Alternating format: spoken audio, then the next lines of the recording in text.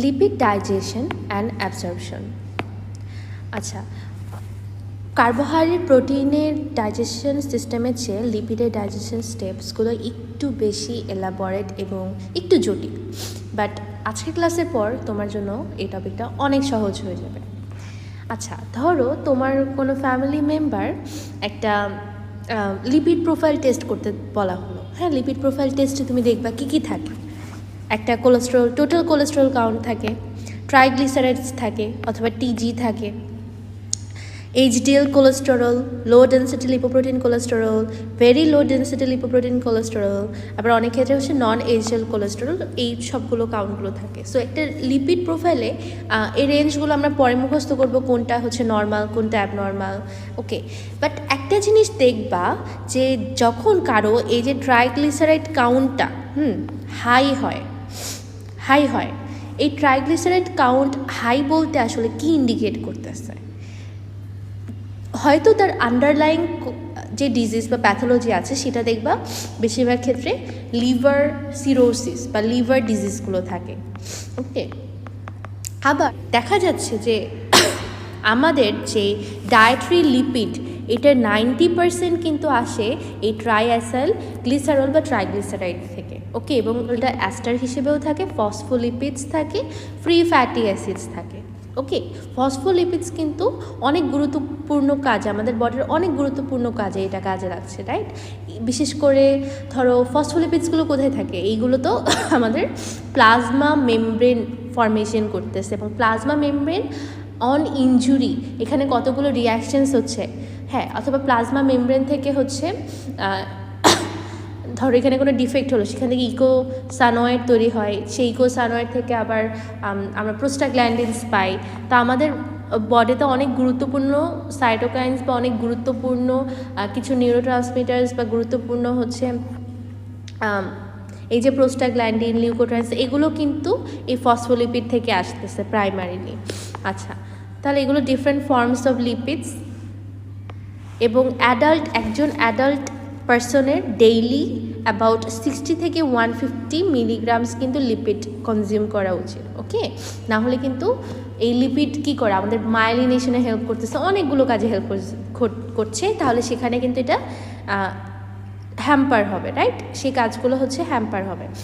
Steps বললাম একটু জটিল, বাট এটাকে আমরা ব্রড হেডিংয়ে আমরা বলতে পারি এরকম যে limited processing of lipids in mouth and stomach. তো মাউথ এবং স্টোমাকে আসলে খুবই সামান্য পরিমাণে লিপিডের এই ডাইজেশনের প্রসেসটা হবে। ডুওডেনামে গিয়ে ও হচ্ছে সাবান ফেনা তৈরি করবে। হ্যাঁ, বাংলায় বলতেছি যে ডুওডেনামে গিয়ে ও কী করবে, সাবানের ফেনার মতো কিছু প্রোডাক্ট তৈরি করবে, এবং লাস্টে এনজাইমেটিক ডিগ্রেডেশনও হবে। এটাও উইদিন দ্য ইন্টেস্টাইনই হবে। এই এনজাইমেটিক ডিগ্রেডেশনে ফাইনালি কে হেল্প করতেছে? অবভিয়াসলি আমাদের প্যানক্রিয়াস এনজাইমগুলোকে সাপ্লাই দিচ্ছে, এবং এখানে কতগুলো স্টেপস হবে। হ্যাঁ, স্টেপস হবে, আইসোমারাইজেশন হবে, এবং ফাইনালি আমরা এন্ড প্রোডাক্ট পাবো। তাহলে ব্রড হেডিংয়ে আমরা বলতে পারি সবার প্রথমেই লিমিটেড প্রসেসিং হবে inside the stomach and inside the mouth and স্টোমাকে। দেন ডুওডেনামে এসে সাবানের ফ্যানার মতো ইমালসিফিকেশন হবে। দেন এনজাইমেটিক ডিগ্রেডেশন হবে with the help of pancreatic lipase, এবং আইসোমারাইজেশন হবে। ফাইনালি আমরা end product of lipid digestion পাবো। আচ্ছা, তাহলে দেখো এই যে inside the mouth lingual lipase is the enzyme that is breaking down the lipids.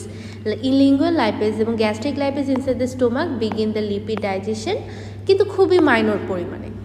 দেখো acidic pH of the stomach এটা কিন্তু আসলে লিপিড ডাইজেশনের জন্য আইডিয়াল না, অপটিমাল না, তাই এখানে ওরকম লিপিড ডাইজেশন হয় না। মানে ইনসাইড দ্য মাউথ তাও যা হয়, ইনসাইড দ্য স্টোমাক তাও ওরকম হয় না। ওকে, এখন এগুলো কেন হচ্ছে না? কারণ ফ্যাটটা আসলে এত ভারী এবং এত বিশাল একটা মলিকিউল থাকে, এই পুরো ফ্যাটটাকে আসলে ভাঙা, এর উপর যে এনজাইম এসে কাজ করবে, এটা আসলে সম্ভব হয়ে ওঠে না, কারণ এটা অনেক ভারী থাকে, ডেন্স থাকে এবং বড় থাকে। তো আসলে আমাদের এই পুরো ফ্যাটটাকে যদি আমরা সাবানের টুকরার মতো, ফ্যানার মতো করে ফেলতে পারি, তাহলে কিন্তু এনজাইম খুব সহজে এই যে প্রত্যেকটা এই টুকরাগুলোর হোল সারফেসের উপর কাজ করে একে আন্ডার ডিগ্রেডেশনে আনতে পারবে।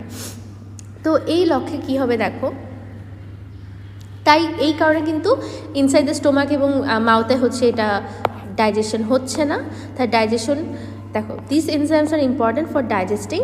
আচ্ছা, তো তাহলে এখানে কে ডাইজেশন হচ্ছে mainly short chain fatty acid যেগুলো থাকে, যেমন মিল্ক ফ্যাট, মিল্কের মধ্যে যতটুকু সামান্য ফ্যাট থাকে ওকে, যেমন মিল্ক ফ্যাট, এটাই আসলে শুধু এই লিঙ্গুয়াল লাইপেজ আর গ্যাস্ট্রিক লাইপেজ দ্বারা হচ্ছে মিল্ক ফ্যাট। মিল্ক ফ্যাট এবং 30% ফ্যাট ডাইজেশন এই আমাদের মাউথে এবং স্টোমাকে হলো। এখন যে ইমালসিফিকেশনের কথা বলছিলাম, যে সাবানের ফেনার মতো লার্জ ফ্যাট গ্লোবিউলসগুলোকে স্মলার ড্রপলেটসে কনভার্ট করতে হবে সো দ্যাট এটার সারফেস এরিয়া বেড়ে যায়, so that enzyme can act on it easily. এই কারণে এই প্রসেসটা হয়ে থাকে হচ্ছে ডুওডেনামে। হ্যাঁ, ডুওডেনামে কীভাবে হচ্ছে দেখো, সবার প্রথমে এদের সারফেস টেনশনটাকে রিডিউস করবে, ফ্যাসিলিটেড বাই বায়োসলস অ্যান্ড লেসিথিন। এখন সারফেস টেনশন জিনিসটা কি, ধরো একটা পাতার উপরে একটা ওয়াটার ড্রপলেট এভাবে করে বসে থাকে। এটা কেন এভাবে বসে থাকতে পারে বলো তো? কারণ ওর যে সারফেস আছে না, এই সারফেসে একটা টেনশন, একটা প্রেশার কাজ করতেছে, টান টান করে রাখছে। ওকে, এই সারফেসে একটা টান টান করে রাখছে। এখন কোনো কারণে তুমি যদি এই সারফেসের টেনশনটাকে এরকম মানে কোনোভাবে তুমি যদি এখানে খোঁচা দাও, কোনো একটা প্রিক করলে কি হবে, এটাকে এই বাবলটার এরকম সুন্দর গ্লোবিউল থাকবে না, ও কী করবে, এখন পানিগুলো ছড়ায় যাবে, পানিগুলো কী হবে, এভাবে করে ছড়ায় যাবে। ওকে, পানিগুলো হচ্ছে এভাবে ছড়াই গেল।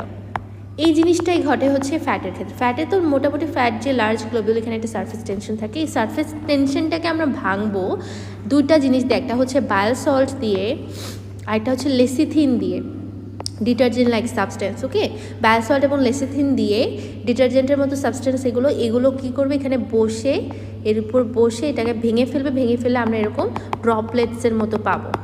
ওকে, এটাই হচ্ছে যে সারফেস টেনশনটাকে প্রথমে আমরা কমানোতে কী হেল্প করতেছে, বায়োল সল্ট এবং লেসিথিন। এখন এই ড্রপলেটসগুলো কী করবে, এখন আমরা জানি যে inside the stomach then inside the intestine অনেকগুলো পেরিস্টালটিক মুভমেন্ট আছে, তাই না? হ্যাঁ, বারবার সংকোচন প্রসারণ হচ্ছে, একটা মেকানিক্যাল ফোর্স কাজ করতেছে। এটা কি করবে, এই ফ্যাটকে বাইলের সাথে এবং ডাইজেস্টিভ এনজাইমের সাথে মিক্স করতে হেল্প করলো। তো আমরা এখন অ্যাকচুয়ালি বড় লার্জ ফ্যাট গ্লোবিউলটাকে এরকম ছোটো ছোটো ফ্যাট গ্লোবিউলে কনভার্ট করেছি কেন, যাতে করে খুব সহজে এনজাইমগুলো এর উপর বসতে পারে, তাই না? প্রত্যেকটা সারফেস এরিয়ার উপর বসে কাজ করতে পারে। তো এখন কাজ করার জন্য কি হবে, কাইন্ড অফ আমরা এখন চামিচ দিয়ে নাড়বো। তো আমাদের ইনসাইড দ্য ইন্টেস্টাইন তো চামচ নাই, তো এই চামিচের বদলে আমরা স্পুনের বদলে কী করতেছি, ওই যে পেরিস্টালটিক মুভমেন্ট, এটার হেল্প নিচ্ছি, যার কারণে কী হচ্ছে, এই ফ্যাট গ্লোবিউলসগুলো এখানে উপস্থিত যতগুলো বাইল আছে, তারপর ডাইজেস্টিভ এনজাইম আছে, সবগুলোতে কী হচ্ছে, মিক্সড হচ্ছে। সবগুলোতে মিক্স হচ্ছে। তাহলে এই যে ইমালসিফিকেশন, একদম সাবানের ফ্যানার মতো টুকরো টুকরো পার্টটা আমরা পাবো দুইটা স্টেপে। First of all surface tension কমাতে হবে, দেন মেকানিক্যাল মিক্সিং করতে হবে। সারফেস টেনশন কমাবে বায়োল সল্ট এবং লেসিথিন, মেকানিক্যাল মিক্সিং হবে পেরিস্টালটিক মুভমেন্ট। এটার উদ্দেশ্য হচ্ছে যাতে করে বাইল এবং ডাইজেস্টিভ এনজাইমগুলো দিয়ে এই ফ্যাট গ্লোবিউলসগুলো হচ্ছে মিক্সড হতে পারে। That's it. Okay, very simple. এখন আসে আমাদের মেইন এনজাইমেটিক ডিগ্রেডেশন। ডুওডেনামে কি রয়েছে, প্যানক্রিয়াটিক লাইপেজ রয়েছে। এটা এই pancreatic lipase with the help of its enzyme that is lipase. Okay, triacyl glycerol মলিকিউলসের উপর কাজ করবো। আমরা অলরেডি জানি যে অনেক টাইপের ডায়েটারি মলিকিউলস আছে, যেমন ট্রায়াসাল গ্লিসারল, এগুলো। Okay, pancreatic lipase with the help of colipase action triacyl glycerol molecules. এবং এটা আসলে কি করতেছে, এটা আসলে আচ্ছা, এই যে কোলাইপেজটা আমরা কেন লাইপেজের সাথে হেল্প করতেছি বলো তো, মানে লাইপেজ কেন একা করতে পারতেছি না, কোলাইপেজ কেন এখানে আসতে হচ্ছে? অ্যাকচুয়ালি আমরা জানি যে এর আগের স্টেপে অলরেডি ফ্যাট মলিকিউলসগুলো অনেকগুলো বায়োল সল্ট, বাইল অ্যাসিড এগুলোর সাথে এনকাউন্টার করেছে। তো কোনো কারণে যদি আমাদের ফ্যাটের গায়ে যদি এই বায়োল সল্টগুলো থাকে, তাহলে এনজাইম কিন্তু কাজ করতে পারে না। তাই এই বায়োল সল্টগুলোকে সরানোর জন্য এই কোলাইপেজটা কাজ করতেছে। আর এই প্যানক্রিয়াটিক লাইপেজ কী করতেছে, ফ্যাটি অ্যাসিডকে ফার্স্ট কার্বন এবং থার্ড কার্বন থেকে, এই যে ট্রায়াসাল গ্লিসারল, তাই না, এখানে তো তিনটা হচ্ছে ট্রাইঅ্যাসাল গ্লিসারল, তো ফার্স্ট কার্বন এবং থার্ড কার্বন থেকে গ্লিসারলটাকে সরাবে কে, এই গ্লিসারলটাকে সরানোতে হেল্প করতেছে কে, এই প্যানক্রিয়াটিক লাইপেজ। যার কারণে আমরা কি পাচ্ছি, 2 মোনোঅ্যাসাইল গ্লিসারল। 2 বলতে বোঝাচ্ছি এই গ্লিসারলটা শুধুমাত্র এই 2 নাম্বার কার্বনের সাথে আছে। ওকে, গ্লিসারলটা শুধুমাত্র 2 নাম্বার কার্বনের সাথেই আছে, তাহলে 2 মোনো অ্যাসেল গ্লিসারল এবং ফ্যাটি অ্যাসিড তৈরি করলো। ওকে, তাহলে এই যে pancreatic lipase upon acting on the triacyl glycerol, it breaks down the triacyl glycerol into 2 monoacyl glycerol and free fatty acid, এবং আইসোমারাইজেশন মানে হচ্ছে কোনো ক্ষেত্রে 2 মোনোঅ্যাসিল গ্লিসারলটা কনভার্টেড হবে 1 মোনোঅ্যাসিল গ্লিসারলে, এবং এটা হেল্প করতেছে কোলাইপেজ। এখন 1 মোনোঅ্যাসিল গ্লিসারল মানে গ্লিসারলটা ফার্স্ট নাম্বার কার্বনে চলে গেল, মানে অ্যালকোহল গ্রুপটা কি হলো, ফার্স্ট নাম্বার কার্বনে চলে গেল। এই 1 monoacyl glycerol further break down into glycerol and fatty acid. তাহলে প্রাইমারি এন্ড প্রোডাক্ট আমরা কী পাচ্ছি, ফ্যাটি অ্যাসিডস পাচ্ছি, 2 monoacyl glycerol in case of 70% products, এবং গ্লিসারল পাচ্ছি।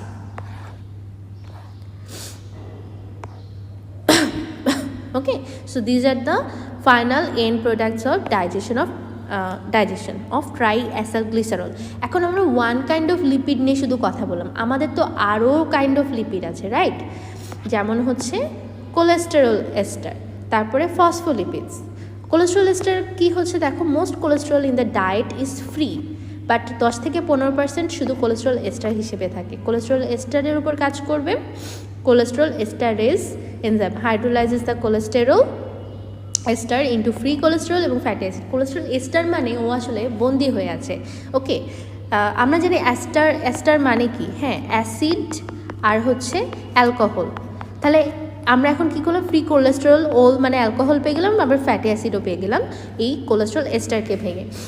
এবং এই কাজটা আসলে অ্যাক্টিভলি করে, এটা অ্যাক্টিভলি আরও বেটার এটাকে এনহ্যান্স করে কি, bile salt. In the presence of bile salt cholesterol এস্টারসটা অনেক ভালোভাবে কাজ করে, কোলেস্টেরলকে ফ্রি কোলেস্টেরল এস্টারকে ফ্রি কোলেস্টেরল এবং ফ্যাটি অ্যাসিডে কনভার্ট করছে। ফসফোলিপিডের ক্ষেত্রে কি হচ্ছে, ফসফোলিপিডস আমরা এখানে এক্সাম্পল হিসেবে শুধু লেসিথিনটাকে নিলাম, যেটা ডিটারজেন্টের মতো, এটাকে আসলে ডাইজেস্ট হচ্ছে বাই ফসফোলাইপেজ A2 এনজাইম। এটা second carbon of phospholipid molecule থেকে হচ্ছে ফ্যাটি অ্যাসিডটাকে রিমুভ করবে এবং প্রডিউস করবে কি, লাইসোফসফোলিপিড। তাহলে দেখো, ফসফোলিপিড থেকে আমরা কি পাবো, লাইসোফসফোলিপিড পাবো এবং কিছু ফ্রি ফ্যাটি অ্যাসিড পাবো। ফসফোলাইপেজ থেকে in the presence of phospholipase A2-র সাহায্যে লাইসোফসফোলাইপেজ পাবো 2 নাম্বার কার্বন থেকে, যখন ফ্যাটি অ্যাসিডটা চলে যায় এবং ওই ফ্যাটি অ্যাসিডটা পরবর্তীতে ফ্রি ফ্যাটি অ্যাসিড হিসেবে থাকে। তাহলে আমরা finally end product of lipid ডাইজেশনে কী পাচ্ছি, fatty acid glycerol, 2 monoacyl glycerol, free cholesterol, দেখো free cholesterol not the cholesterol ester, হ্যাঁ, কোলেস্টেরল অ্যাস্টার হচ্ছে বাউন্ডেড, এবং লাইসোফসফোলিপিড নট দ্য ফসফোলিপিড। এগুলো কি, this molecules are amphipathic, meaning they have both hydrophobic and hydrophilic properties, এবং এই প্রপার্টিগুলো কী করতেছে, এটাকে অ্যাবজর্পশনে হেল্প করতেছে, বোথ হাইড্রোফিলিক এবং হাইড্রোফোবিক প্রপার্টিটা। আচ্ছা, যদি আমরা একটু রিক্যাপ করি, triacyl glycerol in the presence of pancreatic lipase breaks down into 2 monoacyl glycerol and free fatty acid। এই 2 monoacyl গ্লিসারলটাকে আবার 1 monoacyl গ্লিসারলে কনভার্ট করে সেইটা আবার গ্লিসারল এবং ফ্যাটি অ্যাসিডে কনভার্ট হতে পারে।